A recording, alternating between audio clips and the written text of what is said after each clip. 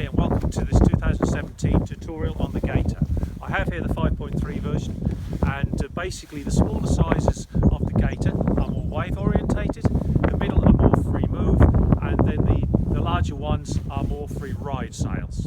Now we do have another sail in the Severne range called the Convert, which is more of a beginner sail. We personally don't stock them because we recommend the Gator. The reason we recommend the Gator is because you could be a complete novice and take it all the way up to being a professional. And you could just look at various tutorials and YouTubes to just prove that fact. The Gator is a very, very soft, smooth sail. It doesn't have the instant power on, it just gradually gives you the power. It's a lot stronger as well with the cross ply, so it's slightly different to the blade, but it rigs very similar in a lot of respects. So we will now go through a little bit of that and show you how the Gator will rig. Right, to rig it up, as you can see, I've just put the sail onto the mast. Always have the luff on the left with a Severne sail. It will make your life a lot easier, basically because everything is designed by Severne to just work smoothly and easily. As you can see, I have here a Severne extension. The reason I would use a Severne extension is because everything lines up. You can use other extensions, there's nothing wrong with that, but why make your life hard? You also have with this, as you fold it back, your 3 pulleys which will go with your extension. You have a pocket which I'll show you where you put your rope. You then can fold this down and you have a board protector, so if anything does go wrong when you crash, you've got various things there so it doesn't damage your kit. So you fold it back. I've already set the extension. I've got this rigged on a 400, 100% Have you adjust the red extension? line. You adjust the extension by pushing the pins and sliding it up. As you can see, with the Severne extension, everything is numbered perfectly. Now this 5.3 this year sets on a 400 mast with an extension of 30 because it has a fixed head. Now the last year's models had an adjustable head and they rigged on a 430 mast. Now you could still rig this on a 430 mast with no extension at all, but you will have a little bit more play. Now I think that it's obviously designed for this to be stiffer at the bottom, which is why you've got the fixed piece here on a 400 mast as opposed to a 430 mast. So all we do is we just line up, we just take them through the same way as you would rig any other sail, the same as the blade, the NCX, any other sails.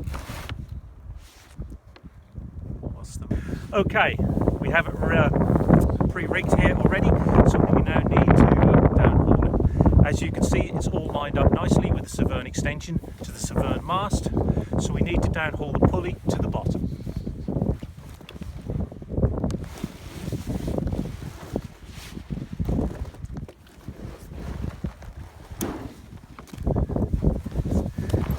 Now as you can see, I've taken the pulley all the way to the bottom of the extension.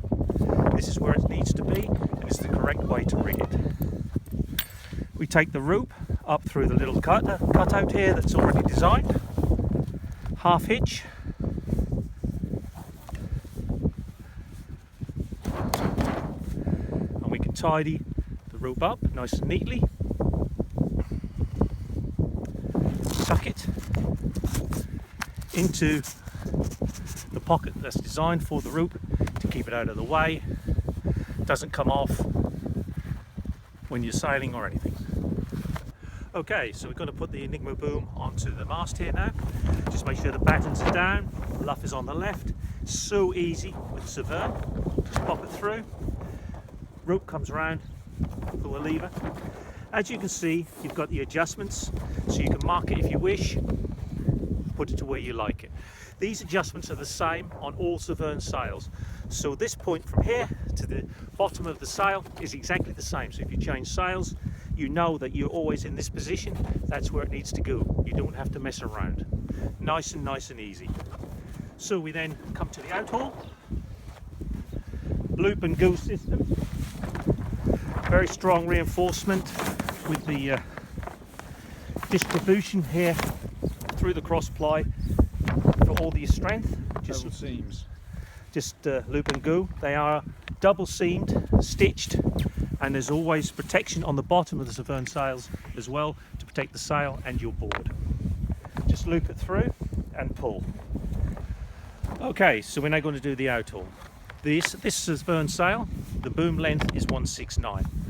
The Enigma boom, the setting is 170, so we're going to now put it on and we're going to outhaul it. If we outhaul it to 170, it's too much because it states 169. So we're going to go at about 169, and I'm going to test it now by inserting this in here and pushing. Now, in my opinion, this sail needs more outhaul, which proves that sometimes the figures that are stated on the sail are not always 100% correct. This is probably due to the way they're manufactured. So I'm now going to outhaul this to 170.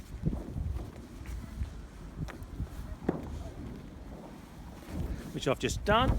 Now if I do the same test, yes, now I've got the perfect setup in my boom. Just to clarify, he tucks it right into his armpit, he stretches his arm dead straight and pushes it onto the boom. Yes, that's exactly what I've just done. So, although this says 169, I'm going to rig this on 170. So always remember that the figures that are given to you are a guide, and it's always worth rigging up a sail beforehand to make sure it's right before you go on the water. Now as you can see, we look at the leech, and the top of the leech here, the top panel is very loose and the next one is slightly loose. Now this is the way it should be because that is your exhaust pipe. The sail fills up from the bottom and exhausts out of the top. Okay, so now with the sail like this, you can see how loose the leech is. We just push down here a bit, how that tightens up, which is how it will perform on the water.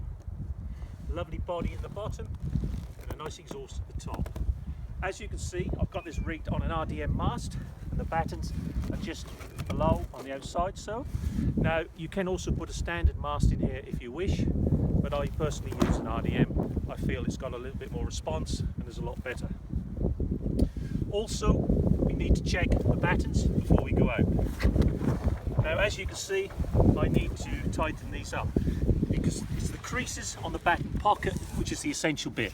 Don't worry about anything that goes off at a tangent like this. As you can see here, this batten needs tightening up slightly the same as that one. Also, always check your battens on a regular basis because it has been known that the screws sometimes will come out at the end and you'll lose your batten. So always check it. It's worth spending that extra minute or two on the beach before you go on the water. This is going to give you a lot more sailing time and you're going to enjoy your sail a lot better. So there we go on the Gator 2017. Any questions, please don't hesitate to contact us. Thank you.